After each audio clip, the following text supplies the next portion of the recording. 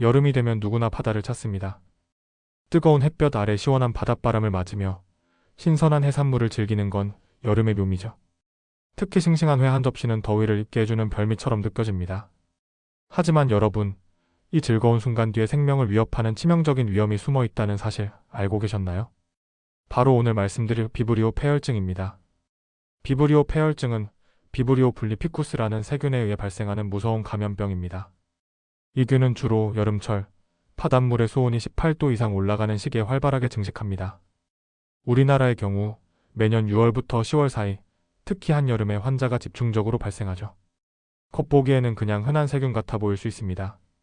하지만 이 균에 감염되면 하루 만에 폐혈증으로 진행되어 목숨을 잃을 수도 있는 치사율이 매우 높은 무서운 병으로 변합니다. 실제로 국내에서 매년 수십 명이 이 병에 감염되고 그중 절반 가까이가 사망할 정도로 위험한 질환이죠. 그럼 이제 실제로 있었던 사례를 들어보겠습니다.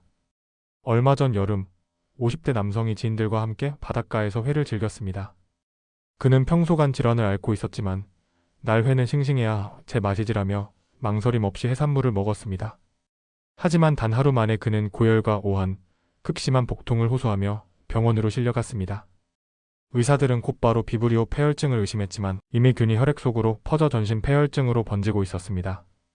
집중 치료를 했음에도 불구하고 안타깝게도 이 환자는 이틀을 넘기지 못했습니다. 또 다른 사례도 있습니다. 여름 휴가철, 한 60대 남성이 상처난 발로 바닷물에 들어갔습니다.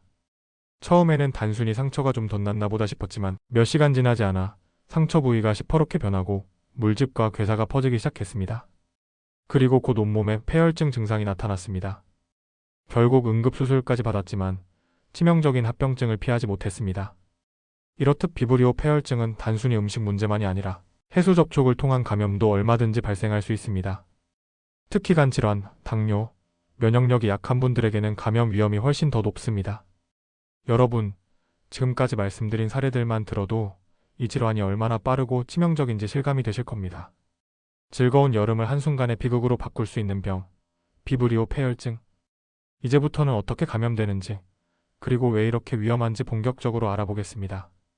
비브리오 폐혈증은 어떤 경로로 우리 몸에 침투할까요? 첫째, 가장 흔한 감염 경로는 오염된 해산물, 특히 날것을 섭취했을 때입니다. 겉보기에는 싱싱해 보이는 회나 조개라도 그 안에 비브리오 블리피쿠스균이 숨어 있을 수 있습니다. 이 균은 열에 약하기 때문에 충분히 가열하면 사라지지만 날것으로 먹는 순간 바로 우리 몸속으로 들어옵니다. 둘째, 상처난 피부가 바닷물에 닿았을 때도 감염될 수 있습니다. 바닷물은 상처에 좋다라는 오해 때문에 일부러 바다에 들어가는 분들도 계신데 비브리오 균이 많은 여름철 바다는 위험한 장소가 될 수 있습니다. 특히 면역력이 떨어지는 기저질환자는 감염 가능성이 훨씬 더 높습니다.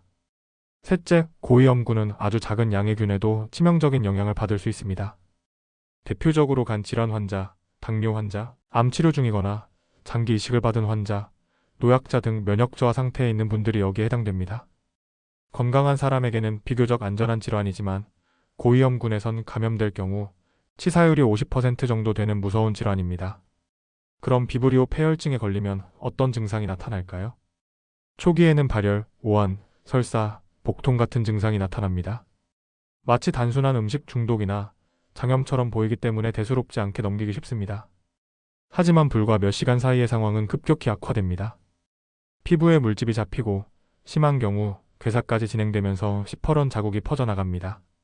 균이 혈액을 타고 전신으로 퍼지면 곧바로 폐혈증으로 진행되는데 이때는 혈압이 떨어지고 장기가 손상되며 결국 생명을 잃을 수도 있습니다. 가장 무서운 점은 감염 후 단 하루 만에 사망할 수도 있다는 사실입니다. 치료는 어떻게 이루어질까요? 우선 조기 진단이 무엇보다 중요합니다. 의심되는 증상이 나타난다면 지체 없이 병원에 가야 하고 의사는 바로 강력한 항생제 치료를 시작합니다. 상처 부위가 괴사한 경우에는 응급수술로 감염 부위를 절제해야 합니다. 하지만 이미 전신으로 폐혈증이 진행된 경우라면 아무리 노력해도 환자를 살리기 어렵습니다. 그래서 전문가들은 한 목소리로 말합니다. 비브리오 폐혈증은 예방이 최선이다. 그렇다면 우리가 할 수 있는 예방 방법은 무엇일까요? 첫째, 해산물은 반드시 익혀 먹어야 합니다. 비브리오 균은 열에 약하기 때문에 충분히 가열하면 안전합니다. 특히 조개나 굴 같은 페류는 완전히 익혀 드셔야 합니다. 둘째, 상처가 있을 땐 바닷물에 들어가지 않는 것이 가장 확실한 예방법입니다.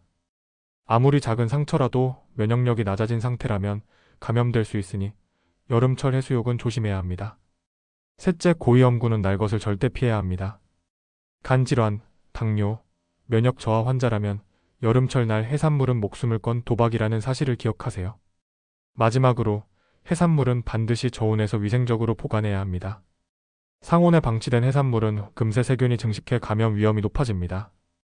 여러분, 여름바다는 즐겁고 해산물은 맛있지만 한순간의 방심이 생명을 위협할 수 있습니다.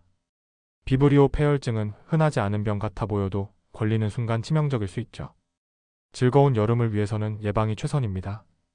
바다는 안전하게 즐기고 해산물은 반드시 조심하세요.